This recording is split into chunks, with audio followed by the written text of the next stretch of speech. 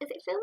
Yeah, so hi guys. Today I'm going to be doing a video dedicated on the little girl who watches my videos called Gracie. Okay, so Gracie, if you're watching, hi! So Gracie, if you're watching, this video is for you and also others.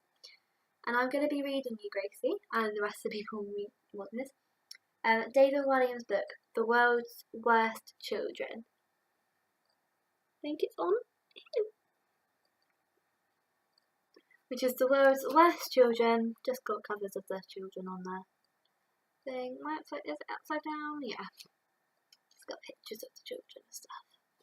So yeah, I'm going to be reading you then. There's loads of mini stories in there. I don't know how many stories there actually are. Let's have a look. That's a bit. 1, 2, 3, 4, 5, 6, 7, 8, 9, 10. There's 10 little stories in here, and I will be reading you half of each story each time. Sorry, that's just my phone. So yeah, I'll probably be reading you half of one story, so take over 2 episodes probably. Or 2 or 3 episodes. So yeah, let's get on with this video. Okay, so I'm just going to open the book because I don't know where it smells nice though. Something's just on my phone. Sorry. Yeah, some of the pages are stuck together. I don't quite know why. I'll just send in. Okay, so there is an introduction which I'll read for you now. Or there was. Where it's gone now, I don't know. Okay, I'll read you the introduction, which is from Raj, a newsagent,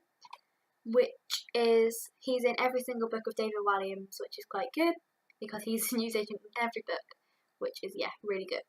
Okay, so let's get on with this. Okay, so, please, please, please, 1,000 pleases, and yet one more please. Do not read this book. Uh-oh, well, I'm reading it now. If you've already bought it, destroy it.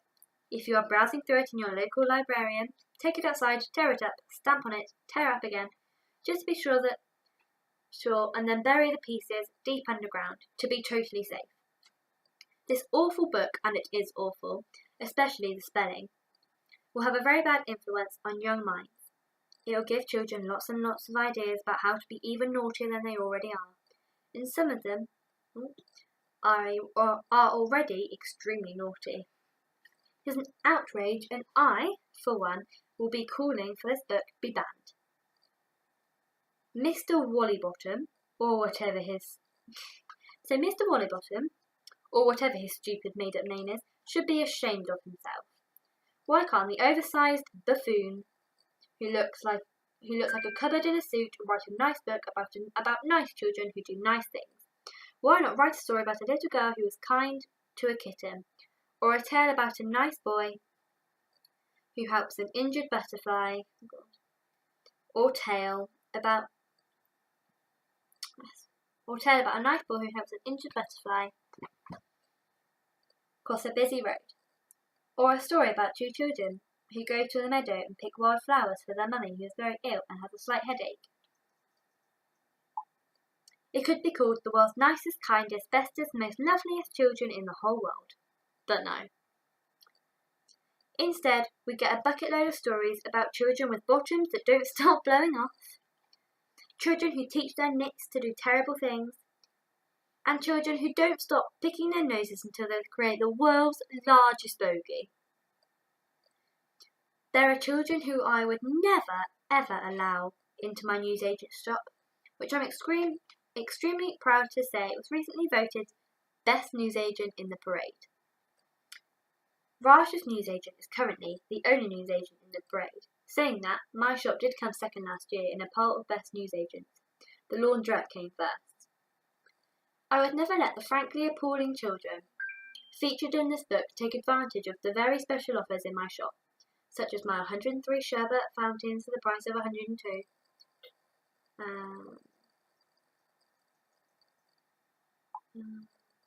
Or buy your own body weight in mints, get 1 mint free. Hurry while stocks last. Actually, I have plenty of stock, and it is already out of date. So there's no need to hurry. Maybe a brisk walk could do it. What's worst of all is that I am hardly in this book. It is an insult.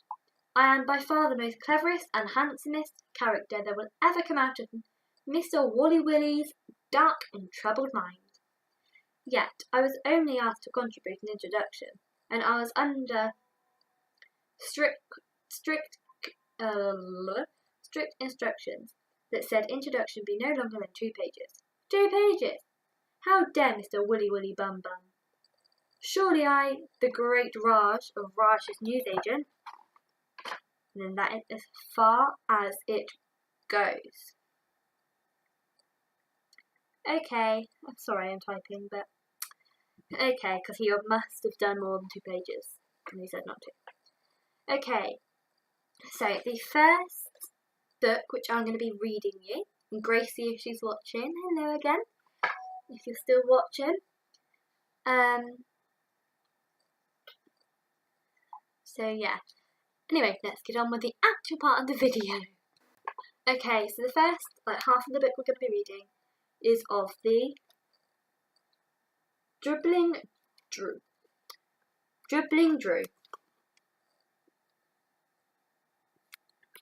Okay, let's get on.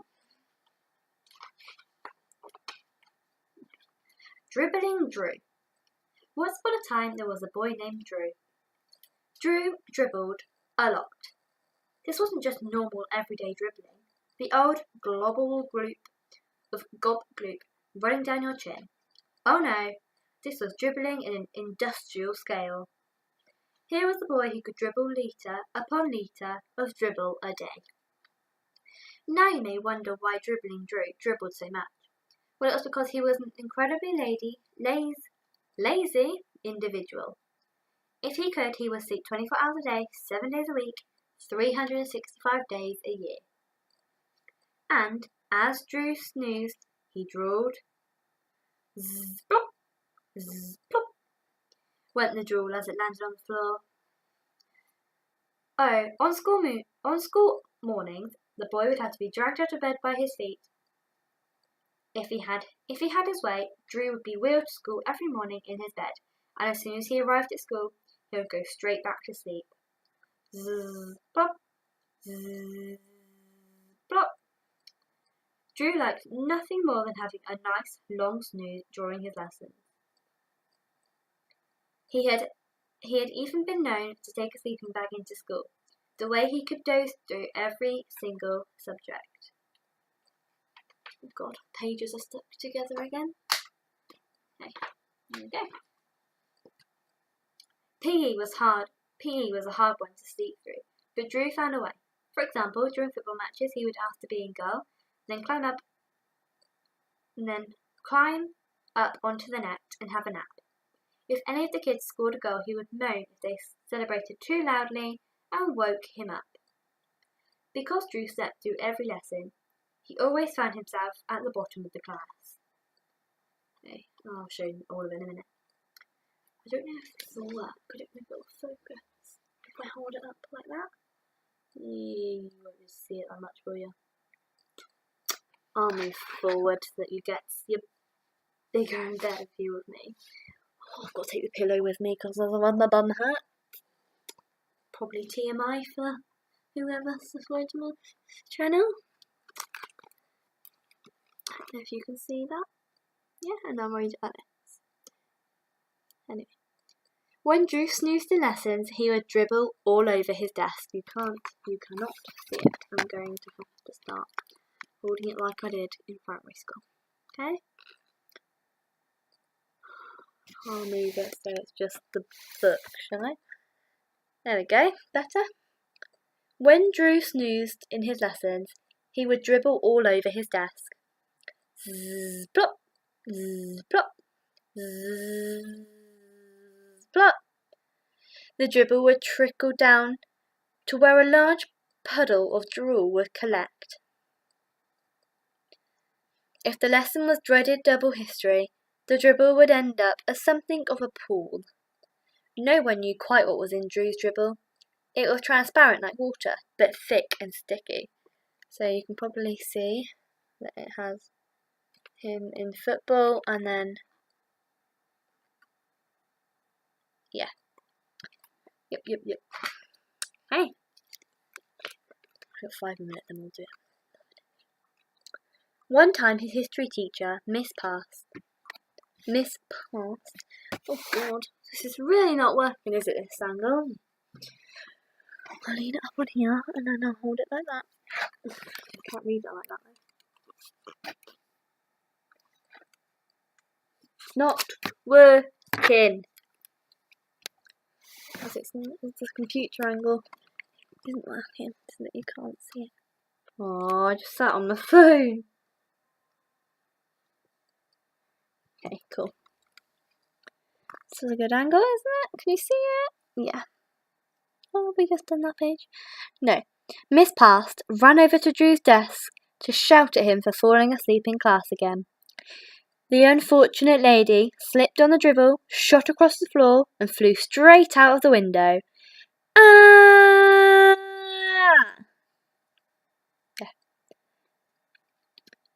She was found upside down in the nearby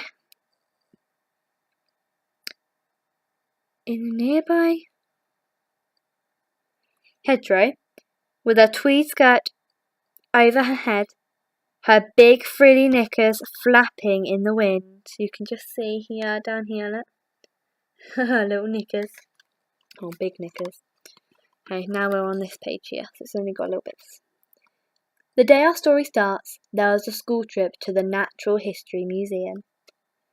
This was a wondrous place, full of all sorts of treasures, from moon rock to dinosaur skeletons.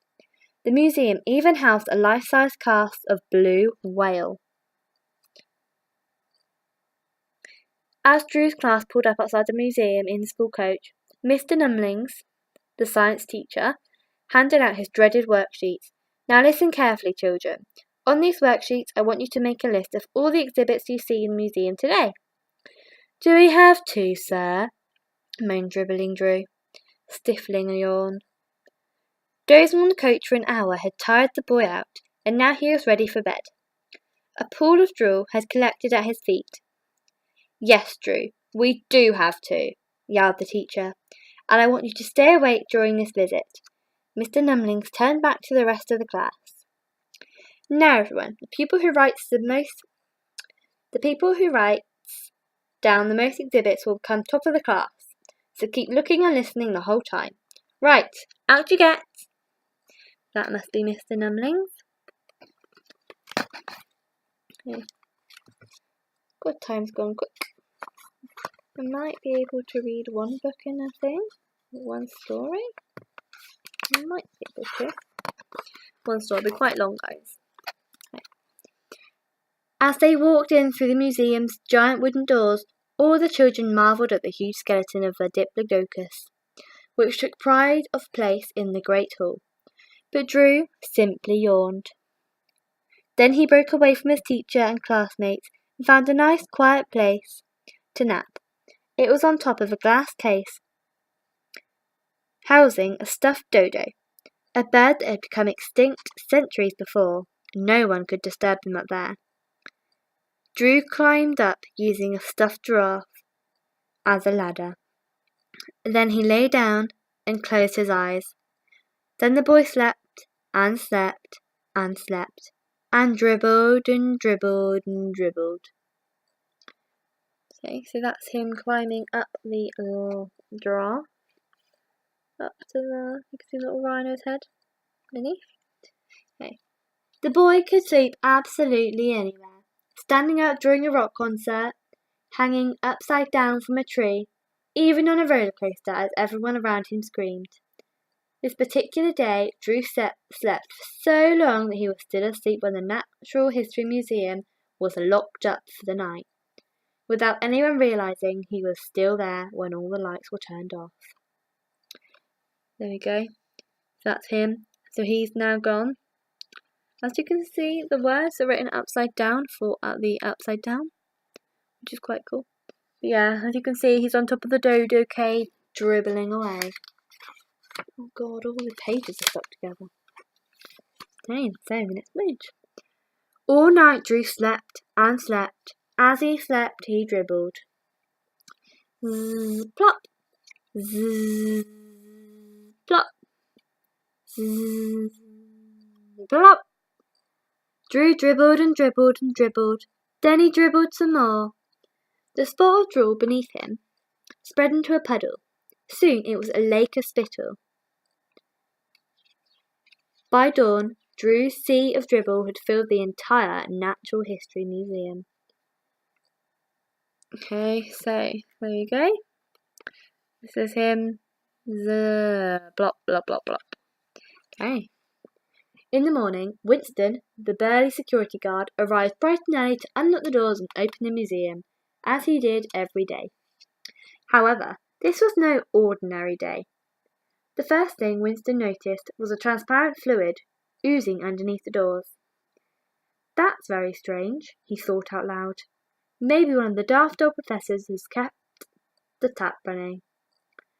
Next, the security guard dipped his toe. Oh God, where am I? Dipped the toe of his boot into the liquid and realised it couldn't be water from a leaky pipe. Whatever this was, it was thick and sticky. Worried that the museum might have been flooded, Winston flung open the giant wooden doors as fast as he could. Nothing could have prepared for what Winston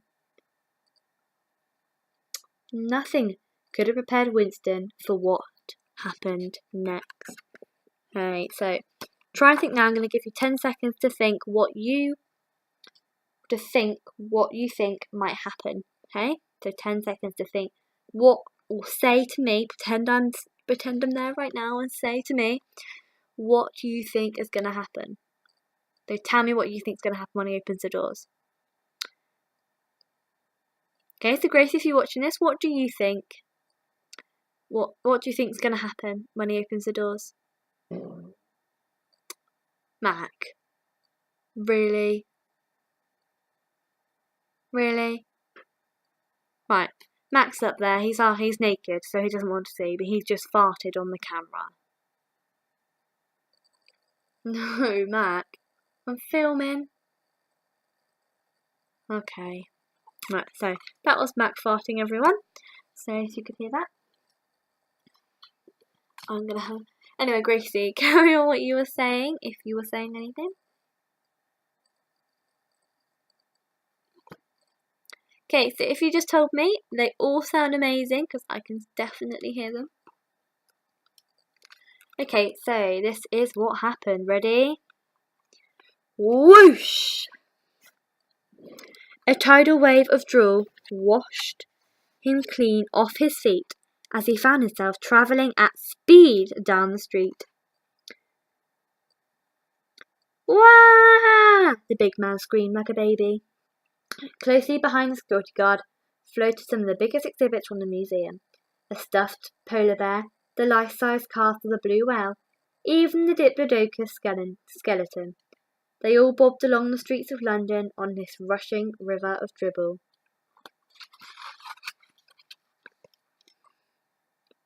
Atop the glass case that housed the dodo was Drew. In all the commotion, he had finally woken up from his long sleep. As he floated down the road, the flood of his own spittle destroyed everything in its path. Cars, lorries, and even buses were swept off the ground and began bobbing along in the colossal ooze of drool. There you go. Drew leaped off the glass case onto the roof of a nearby building. From that safe place, he watched more of the exhibits from the museum pass by. Giant bird eggs, a stuffed gorilla, a model of an elephant. The boy reached into his blazer pocket. He still had the worksheet his teacher, Mr. Numlings, had given him at the start of the school trip. Drew made a note of everything he saw. Every single exhibit from the museum floated past, and he wrote them all down. Okay, so this is what he wrote. Is that my mirror? Oh, my bum hurts now. There we go. And this is the list that he wrote. Okay. Mars rock, a Neanderthal skull, a marble statue of Charles Darwin, a giant squid, a stuffed vulture, an earthquake machine, a model T-Rex. The list went on and on. A seahorse pickled in the air, a model volcano, a fossil of a prehistoric fish, a spacesuit, a stuffed giraffe, an old lady clinging onto her shovel. Hang on, that's a real old lady. A model of a woolly mammoth.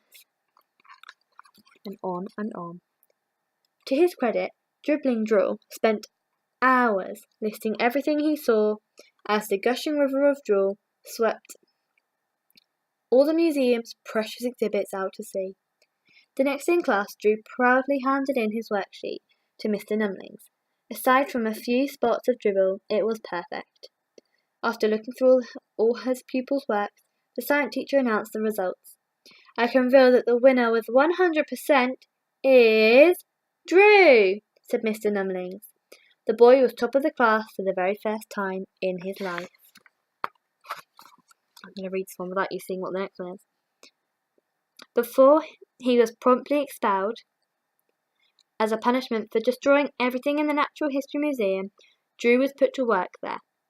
His job was to reassemble the Diplodocus skeleton that had been recovered from the bottom of the sea. He was not to stop until this giant jigsaw was finished. Dribbling Drew didn't get any sleep for the next 10 years. Okay, so I'm now going to zoom you back out. There we go, it's better. Put the screen up. It's up. There we go. Hopefully it stays there. Okay, so we have just read up to page, I don't know what page it was. 27, 28, 29, 30. I say page 32 of, so that is the whole story. And the next one is Bertha the Blubberer, but we are not reading that one because I'm going to go and upload this video now. So Gracie, as I said, this is for you, so I hope you have fun watching this, and all the others who watch this, give this video a thumbs up. I'm going to try and reach for 10 thumbs up. I know that's not a lot, like some of the other YouTubers do 10 million or something like that, but I haven't got that many subscribers, so I thought 10 thumbs up would be cool. And subscribe if you are new to my face. I don't make videos that often, so you don't need to see my ugly face that much. So yeah, hey, love you guys that watch, and bye Gracie, thank you for watching if you got this far, and I'm going to do another one soon, okay? So come and ask me when you want me to do another one. Okay? Bye!